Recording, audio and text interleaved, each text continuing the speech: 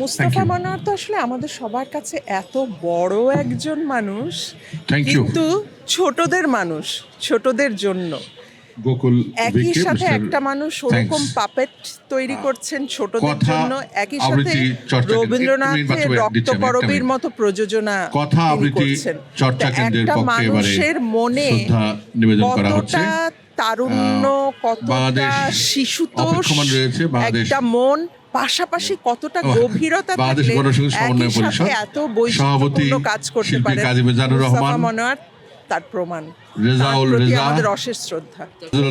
পাপেটের মধ্যে দিয়ে যে কাজটা করেছেন বাংলাদেশে, শিল্পটা তার ছাত্ররাই হয়তো সামনের দিকে আরো এগিয়ে নিয়ে যাবে, এবং সেটার মধ্য দিয়ে সব সময় ঘুরে ফিরে মুস্তাফা মনোয়ারের নাম আসবে। আর এই শহীদ মিনার তো আমাদের পরিচয়। এই শহীদ মিনারের কথা যখন আসবে, তখন ওই পেছনের লাল সূর্য বললেই মুস্তাফা মনোয়ারের নাম আসবে।